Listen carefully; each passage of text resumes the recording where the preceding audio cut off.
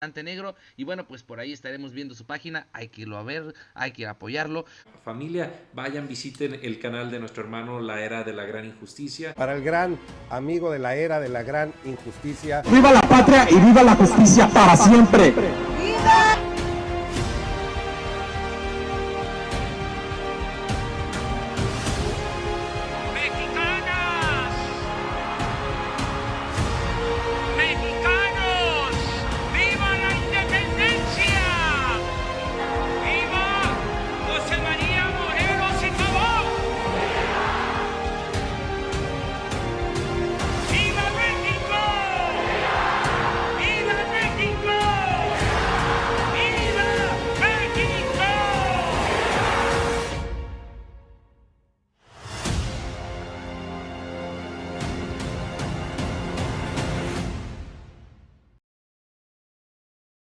Hola amigos, estamos aquí con Jesús Escobar. Es una persona súper importante para los medios hoy en día. Tiene un espacio súper importante en La Octava y pues comentaba con Jesús que a mí me gusta y me interesa muchísimo el trabajo que ha estado haciendo La Octava para poder entender estos tiempos actuales, estos años que han venido pasando, que pues para los mexicanos han sido súper duros en cuestión de seguridad y que apenas estamos empezando a tratar de entender por qué. Y creo que Jesús ha sido de los pocos que ha puesto sobre la mesa un tema súper importante con las entrevistas y con el trabajo que se ha hecho, el tratar de explicar qué es la economía criminal. Jesús, pues muchas gracias por este espacio, por esta oportunidad de platicar este tema.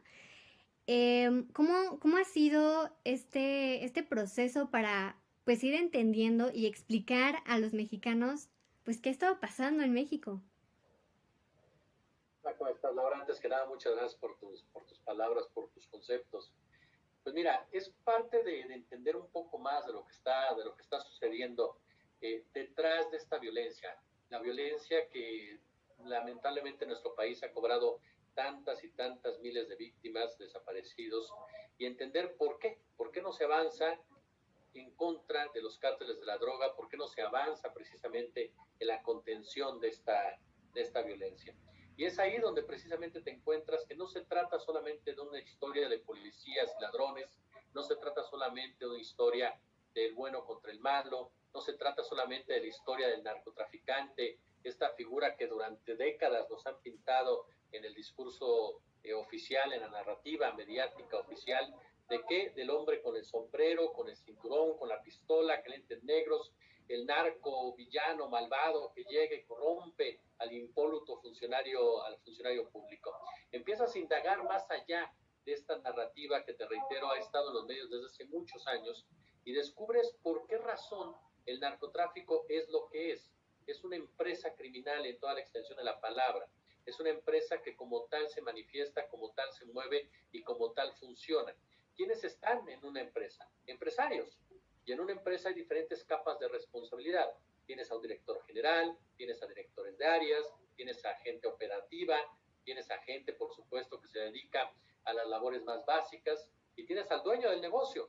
El dueño del negocio difícilmente lo ves, pero es el que, a final de cuentas, dicta las reglas de cómo funciona su empresa. Es exactamente lo mismo en el tema del crimen organizado. Hablamos de una empresa como tal. Voy a decirte que si comenzamos de arriba para abajo, nos topamos con quién es el gran cártel. El gran cártel es Estados Unidos. Estados Unidos, que desde que lanzó su famosa guerra en contra del narcotráfico, lo hizo con una total política injerencista, no con la intención de detener el tráfico de estupefacientes, ni mucho menos, sino para intervenir en las políticas de los países a los cuales señalaban. Si nos enfocamos en las guerras que ha librado Estados Unidos en las últimas décadas, nos toparemos precisamente en que se ubican en diferentes puntos del mundo en donde hay una fuerte presencia de narcóticos, pero que geopolíticamente son importantes. Una de ellas, Afganistán. Afganistán, un lugar en donde Estados Unidos se involucra, en donde Estados Unidos impone su ley, en donde Estados Unidos tiene una fuerte presencia durante mucho tiempo, hasta ahora que salió derrotado, pero que Afganistán es una región sumamente importante para el gas, sumamente importante para ese recurso natural y el vínculo directo de Rusia con Rusia. Entonces, ¿qué es lo que pasa? Estados Unidos llega, arma una guerra en esta región del mundo, que aparte de todo es importante en materia de drogas, y ahí comienza uno de sus escenarios. Nos podemos ir a los Andes, a Sudamérica, Colombia, por ejemplo. Otro lugar en donde Estados Unidos también generó una guerra en contra del narcotráfico, un lugar en donde los recursos naturales son ricos, son bollantes, en donde hay interés de transnacionales para invertir o para quitar recursos a comunidades originarias, y entonces la militarización, que es un reflejo de lo que pasa en México, ¿sirve para qué? Para limpiar de comunidades originarias y para que sean las transnacionales norteamericanas las que de ahí precisamente comiencen a operar explotando recursos naturales de una nación a costa de los más empobrecidos. Y nos vamos, el caso concreto de nuestro país, que lo vivimos desde hace muchísimo tiempo, y de ahí brincamos, para no profundizarte más en eso, al mismo Estados Unidos. No olvidar que Estados Unidos también ha utilizado la guerra en contra de las drogas para control social de su propia población. ¿Tú recuerdas cuando fueron criminalizadas las panteras negras? En esa época, precisamente la guerra de Vietnam, en donde había protestas todos los días, en donde se hablaba de una inestabilidad social importante, y en donde esa política antidrogas de Richard Nixon en su momento sirvió precisamente para controlar a la población. Inundaron de crack varios barrios de la Unión Americana, hicieron adictas a muchas personas, a una población entera, y criminalizaron a los pobres. Entonces el gran cártel de Estados Unidos, sin dejar de lado que dos de las principales industrias norteamericanas, la armamentista y la económica, han salido adelante gracias precisamente a sus vínculos con el crimen organizado. La industria armamentística vendiendo droga, vendiendo armas a cárteles, a las guerras precisamente a estas regiones. El lado económico con una profunda responsabilidad en el lavado de dinero. Hay que ver el sistema norteamericano, hay que ver a Wachovia, hay que ver al Banco Nacional, a Citibank, hay que ver a Wachovia, hay que ver a JP Morgan, cómo lavan dinero de seguridad en México para combatir al narcotráfico. Es muy similar a lo que pasaba en Colombia. La presencia militar, la creación de grupos paramilitares, porque ojo con este detalle, ya hay empresas de grupos paramilitares, caso concreto lo que pasa en Michoacán. En Michoacán los cárteles unidos fueron contratados, fueron armados, fueron financiados por empresarios de la industria del aguacate, por ejemplo. Ellos fueron los que los financiaron. Creas este escenario de grupos paramilitares, militarizas todo tu país en un momento dado, y todo con la finalidad de controlar la economía, de controlar la sociedad, de controlar precisamente los recursos naturales. Eso le permite a Estados Unidos meterse, tener control precisamente de las decisiones al llevar o obligar, lo que es la estrategia en materia de seguridad. Lo hizo Felipe Calderón, lo hizo Vicente Fox, lo hizo el propio Ernesto Zedillo Ponce de León, y me regreso en este caso concreto para hacer el comparativo de lo que me preguntas con el propio Carlos Salinas de Gortari. Antes del sexenio de Carlos Salinas de Gortari, en México no existía la palabra cártel, ni siquiera se referían así. El conocido ahora como cártel de Guadalajara, de Miguel Ángel Félix Gallardo, de Caro Quintero, de Neto Fonseca, ese cártel ni siquiera se llamaba cártel como tal, se le bautizó cuando llegó Carlos Salinas de Gortari al poder. Y él fue el que tomó la determinación, Salinas de Gortari y su administración, de dividir el país en cárteles, en empresas. ¿Por qué? Porque de esa manera consideraban que funcionaba mejor y sobre todo teniendo un mayor control del crimen organizado. Por eso es que Miguel Ángel Félix Gallardo, en una entrevista con Diego Osorno, le dice: nosotros nunca fuimos enemigos del sistema, siempre fuimos parte de un sistema. Ahí comienza este periplo, ahí comienza esta digamos así, dictadura por parte de Estados Unidos en materia de seguridad, que impuso esa forma de operar al gobierno de Carlos Salinas de Gortari.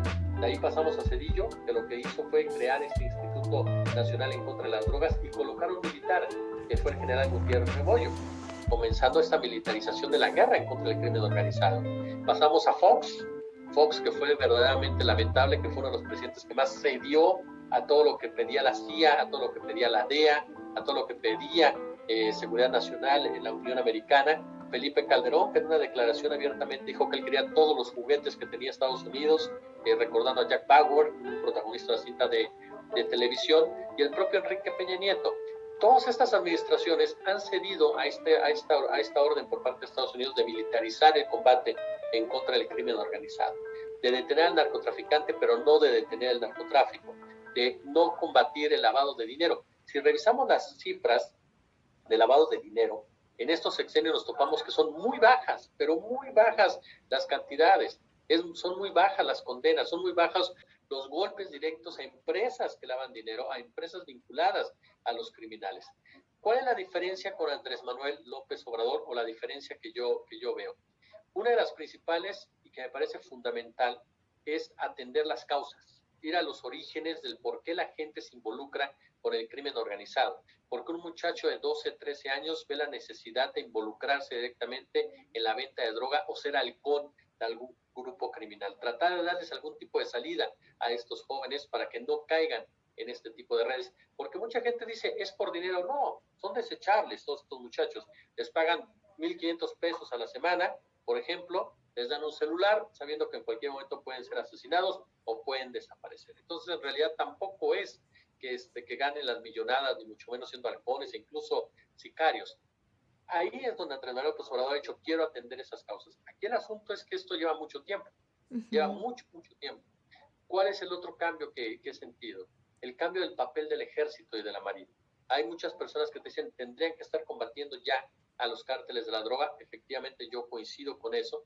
Sin embargo, creo que el perfil o el intento del gobierno federal de quitarle perfil de guerra a esta estrategia, lo que ha favorecido es que no haya los abusos que se han cometido en anteriores sexenios, por lo menos. Que no se caiga en ese tipo de acciones tan brutales que involucraron al ejército como Tlatlaya, como lo que pasó contra 2 estudiantes del TEC de Monterrey, o durante el Calderonato, durante el Peñato y muchos más.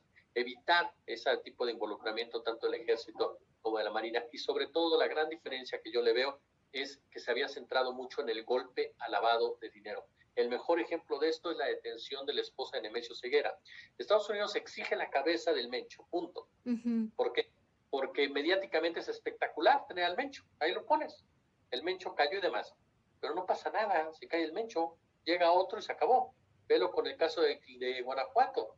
Todo el mundo nos decía, el marro es el diablo, el marro es lo más peligroso que hay. Cayó el marro, que con todo el respeto que me merece, era tan fácil agarrar al marro como cuando quisieran. ¿Por qué? Porque el señor ni siquiera sabía escribir bien. Mandaba mensajes de voz a su mamá por WhatsApp. Por Dios, todo el mundo sabía dónde estaba el marro. Todo el mundo sabía. No lo agarraban porque no querían. Lo agarraron finalmente. ¿Y qué pasó? Sigue la violencia igual en Guanajuato.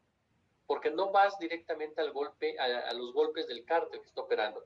A diferencia de esta ocasión, el gobierno federal detiene a la llamada jefa, que es el cerebro financiero del cártel de Jalisco Nueva Generación. Y al cártel de Sinaloa le ha dado golpes en el aspecto financiero, a los cárteles se han centrado mucho en el aspecto financiero. Para mí esos son los cambios fundamentales.